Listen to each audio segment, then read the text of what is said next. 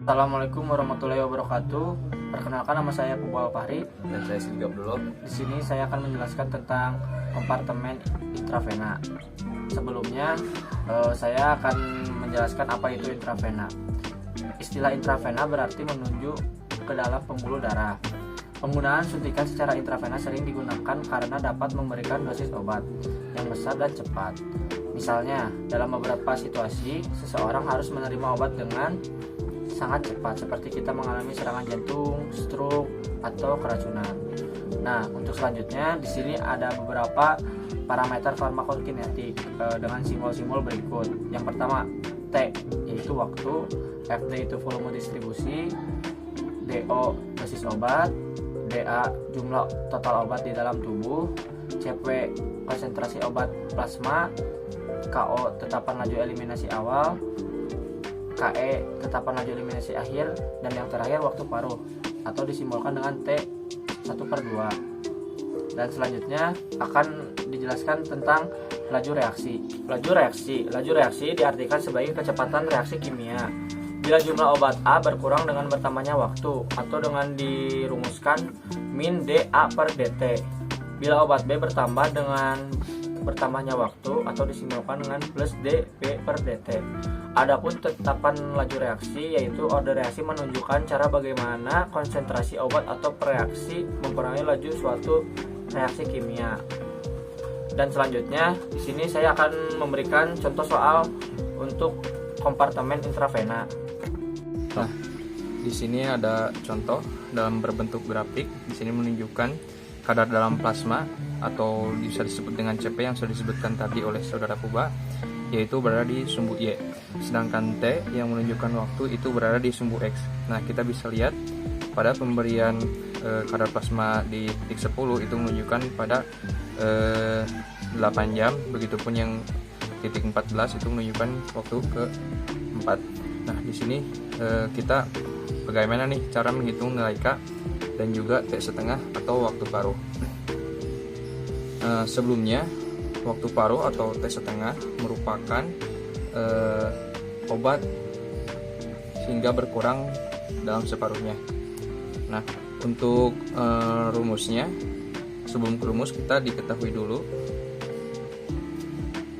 untuk log CP1, log CP2. Kita masukkan saja untuk log CP1 yang ini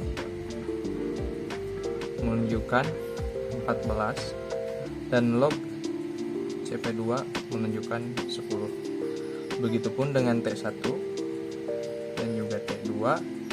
T1 menunjukkan berada di titik ke-4 ya, yang ini, dan yang T2 menunjukkan di titik 8. Nah, sekarang yang ditanyakannya adalah nilai K dan juga T setengah atau waktu paruh. Untuk penyelesaiannya sesuai dengan rumus yang sudah ada, yaitu adalah min K sama dengan 2,303 dikurangi dalam kurung log CP1 dikurangi log CP2 dikurangi dan dibagi T2 dikurangi T1. Nah, kita masukkan saja nilai yang ada di atas tadi. Log CP1 itu menunjukkan angka 10. Mohon maaf, maksudnya log CP1 itu adalah 14, sedangkan log CP2 nya adalah 10. Lalu T2 kita masukkan, di sini ada angka 8 dan T1 itu adalah angka 4. Kita kebawahkan lagi min K sama dengan 2,303 dikurangi, karena di sini 14 dikurangi 10 adalah 4 dan 8 dikurangi 4 adalah 4.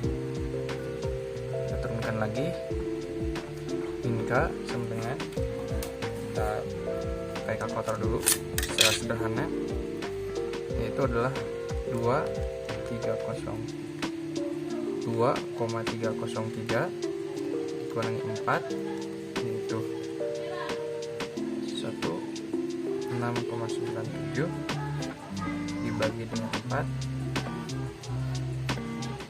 kita masukkan 1,697 dibagi 4, hasilnya adalah 0,424. Nah, karena memang isinya adalah min, maka kita turunkan jadi min. Kita ulang lagi mungkin di sini karena min-nya adalah 2,303 dikurangi 4 itu menghasilkan min 1,697 dan 8 dikurangi 4 itu sama dengan 4, maka hasilnya adalah min 1,697 dibagi 4 itu menghasilkan adalah min 0,424. Karena di sininya adalah min K, maka misalnya adalah 0,424 per jam. Karena nilai K-nya sudah diketahui itu 0,424 per jam. Nilai K itu adalah antara rentang ini dan ini disebutkan dengan K. Nah, selanjutnya adalah menjawab pertanyaan yang kedua mengenai T setengah. Kita di sini sudah T setengah. Karena sudah ada rumusnya yaitu 0,693 dibagi K sama dengan 0,693. Untuk K-nya kita ambil dari sini yaitu adalah 0,424. Hitung dulu 0,693 dibagi 0,424, maka hasilnya adalah 1,634 jam. Maka waktu yang diperlukan 1,634 jam.